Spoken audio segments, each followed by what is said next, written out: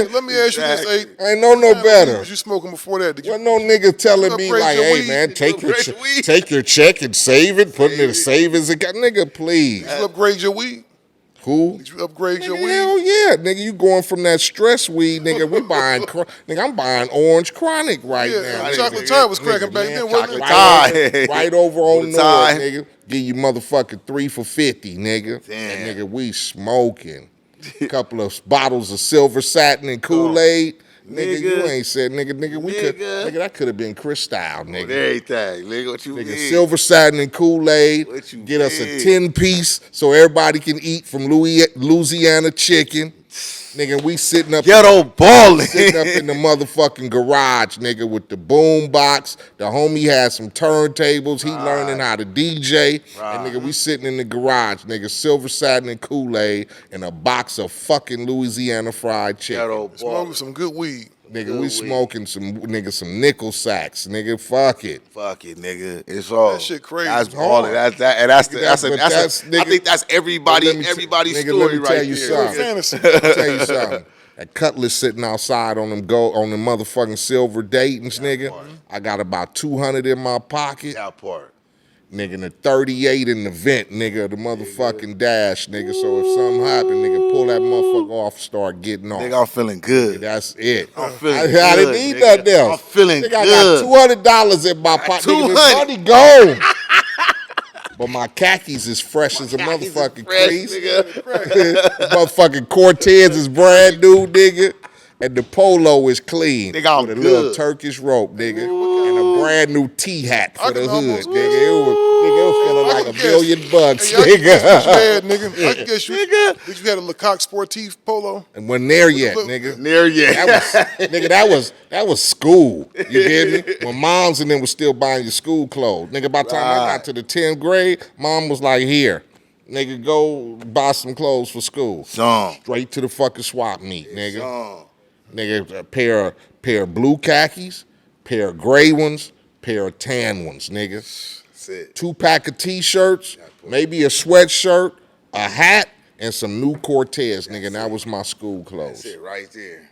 Damn. You was through the halls bailing, looking fresh. Nigga, if we was in the halls, nigga. We probably was out by the football state under the bleachers or ditching somewhere. Nigga, we never went to, nigga, once I got to 10th grade, we didn't go to school at all. Me and Chill was ditching every other day. Nigga, I was on the bus, nigga, headed to Watts to the homie house from the hood. Nigga, on everything. And he over the homie's house chilling.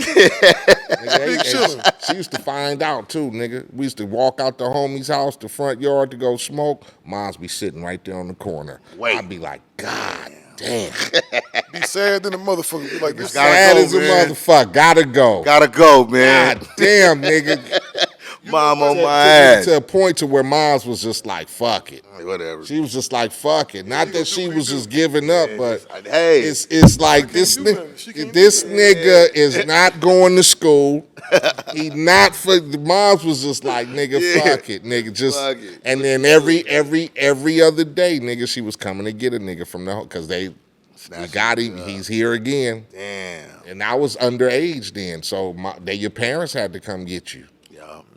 That's crazy. That's crazy. And you know one thing, like you talk about check 1.5, I'm just sitting up here thinking about that. I'm like, man, that's not like a regular size check. You know, in this time zone, in this century, nigga, please, that shit ain't nothing. 1.5 nothing. And a lot of people don't know. And motherfucker think you just got the world. That's what I'm saying. Everybody wants something. That's pretty much what I'm saying. Everybody wants something. You just got infinite flow, and it's like, bro, it's not even that much money, bro. Once you start thinking about it, it's really not that much money, bro. Start taking care of your family and taking care of your bills. When you got more than the next man, it's always gonna make you get me? It's hard to put a motherfucking reality like that. Nigga, you rapping or you got the case, nigga, they gave you 1.5, you know. But then, nigga, if you had 1.5, nigga, you be like, God damn, they took 300 for this. I had to pay for this. I had to do this. I had to do that. I had to do that. Man, come on. Pay the child support, pay this, pay that, pay this, pay that. People associate celebrity or so-called with riches. Yeah, come on. That's not. Man. Nigga, So, still, how many off. times niggas look at you right now and go, nigga, I know you got bread, nigga. Yeah. Man, I be having to sometimes like really fight with the homies. Like, man, I got a job, my guy. Yeah, telling nigga, my hood was up on my motherfucking card last week. Come on, and man. You talking about? Hell yeah, I'm a regular nigga, man. I had to go see the. I had to change my own hoses on my shit. Thank God for the Mexican homie. Shout out to the Mexican homie, dog. But people just he got me right real quick. People affiliate celebrity with riches. And it's just automatic. I don't give a fuck. It's even if you look like, nigga, I've been grinding for 20 years in this shit. You get me? You ain't never seen me jump on private planes and big yachts and shit and whatever. I grind in this shit. But people still associate, oh, nigga, you just trying to hide some shit. Nigga, where your shit at? You got your shit in an offshore account somewhere? Man. Nigga, you get they just affiliate that. Nigga, I'm just like you, Just nigga. like you, nigga. Yeah. It was a time, man, that I had all kind of clowns calling themselves trying to impress. You know what I mean? Oh, I'm gonna do this and if you get a few of that. I've been there, yeah. I definitely I get a few of that. You know what I'm saying? Yeah, Get a few when niggas assume you have money and they feel they rubbing shoulders with you. They try to put the sweat down, or niggas be like, "Oh, nigga, you know, you need to do this," or "Nigga, you need to do this," and from that, you know, you and you really be looking at motherfuckers like, "Are you serious, man?" Usually from there, you cut ties with a nigga, and that's what I had to learn. It's gonna get you in a different situation when a nigga keep trying to sweat you or step to you like, nigga, I'm a grown motherfucking man. I don't know what you think. You trick yourself off the streets. That's how I take shit nowadays. I mean, back in the days in the hood, you know, some niggas would try or whatever because they just want to test your manhood.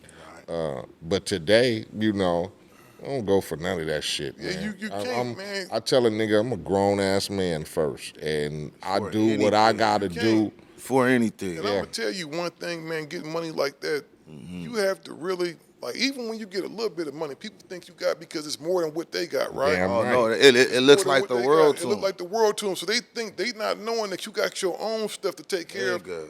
Not to keep in mind that now you a felon, even though you got off with that stuff, it's going to be hard for you to go get a job. Oh, big on me.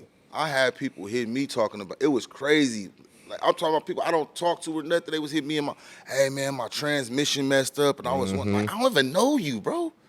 I don't even know you. Did you respond to him? Nah, hell nah. I'm like, I was just reading a lot of the messages like this is. You left them niggas on red? Hell yeah. They come out the woodwork. Yeah, it was crazy. I just never experienced nothing like that. I'm like, you know, and I always been kind of like a young nigga to get, you know what I'm saying, have a little bit of paper, you know what I'm saying, from my city or whatnot, but never, when it was, you know what I'm saying, the national shit, and then them seeing, oh, he got this money too, it was like, I'm talking about no shame, like, nigga, you just gonna hit me and ask me? Bro, people don't have no shame when it come to having money, man. People don't have that no shit shame. was different. Like, and I understand it, dog, because we really living, man. We really so far behind on everything as black people, man. Yeah. We just don't understand. It's like I was gonna tell you, like a lot of people don't know. It's like I don't even think. If you got like a 1.5 million, you got to get two separate accounts because I think the account is only insured up to 250,000. Yeah, it's 200. You got to get a bunch of like 3-4 different accounts. That's what I'm saying. That's 250,000. You got to spread that money around because you can't put $1 million in just one account because let's say something happened to the banks. Your insurance, $250,000. You get paid $250. That's that gone. I had to put all my stuff in my son's names. You know, insuring one son, my other son, little sons. I put everything in my little sons, man. Yeah. They got everything, so I don't got nothing. My kids got it. You know what the thing is, all my shit was in their name. I'm gonna tell you something though, Tommy. You don't start learning about really, because we so far behind the black community. Ain't nobody talking to us about no Roth accounts or no HELOC accounts or stuff like that. I went and got a bunch of CDs, bro. I put money in CDs that I can't touch for 7-8 years. In life. Yeah, now, that's what I did. If somebody would have came and talked to you when you was prime MC Eiht about you putting a certain amount of money in here and this gonna pay you a certain amount of interest, you ain't even got to touch the money. You feel what I'm saying? It would be a difference, you know. But like you said, it's hard for people to look out like that. because a lot of people be jealous of success or finances or whatever. So you don't get a lot of people to school you as a young man, you know, back when we was coming up, you get me? It's probably easier today because of what our sons got to witness. So it's easy for us now to go, oh, nigga, you got $1 million check? Let me tell you what you need to do. As opposed to a motherfucker going, I got $1 million check, and he finna go cash this motherfucker and go do, you know, there's nobody there to go, all right, son, check this out. This label finna send you 500,000. Okay, you need to go start you a business. You need to get you a corporation, tax ID number. Yeah, don't put none of your name at first. Nobody. That's a lot of. That's how trust, we get. And I don't know if that's because, you know, because somebody negotiated the $1 million for you.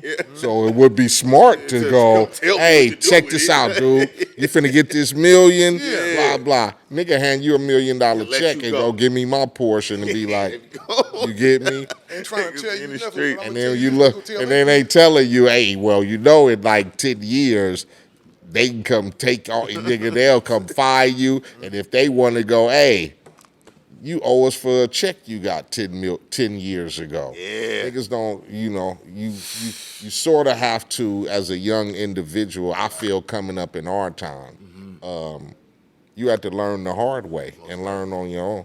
You know, it was a lot of us who, you know, woke up one morning and like, God damn, where'd my money go?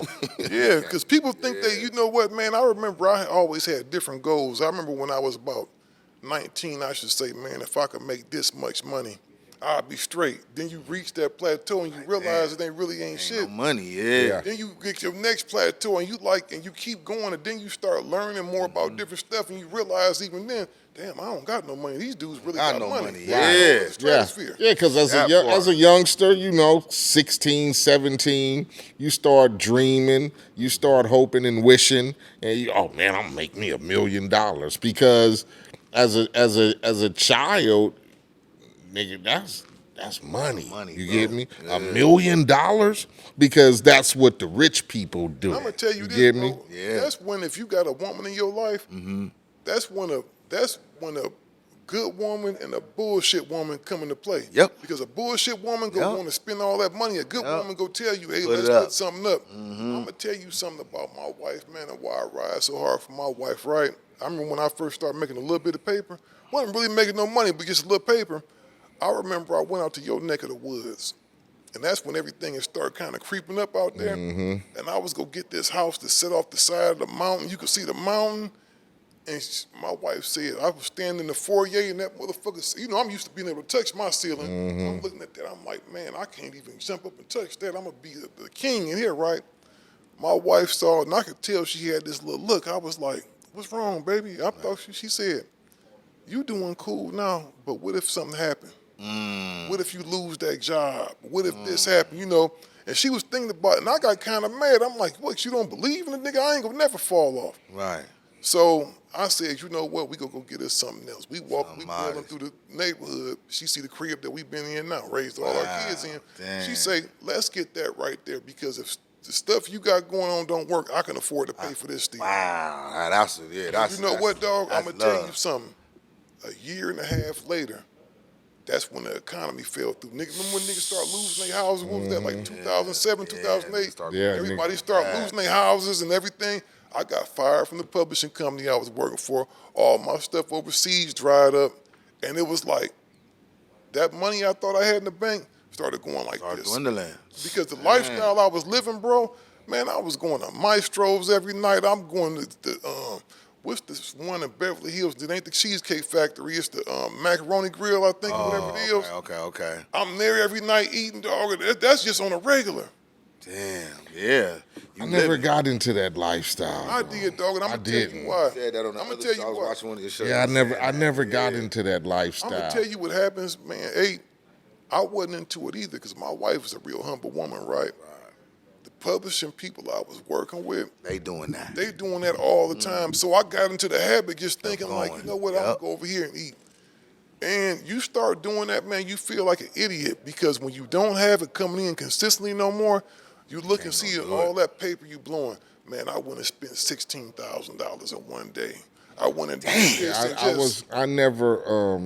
I was king of the floss. I think because coming from where I came from and how I grew up and, you know, moms and pops getting divorced and then us having to, you know, live in, you know, sort of poverty. Moms worked every day. Right. We never went hungry. We never went, but, you know, shit. Lights might have got cut off for a couple of hours or, you know, or, you know, she might have had to go, you know, flip a little, do something, you know, put dinner on the table. But, you know, like I said, we wasn't having motherfucking ribeye steaks like a nigga can eat right now or shit like that. Would y'all going to McDonald's was a privilege. Let me ask you this.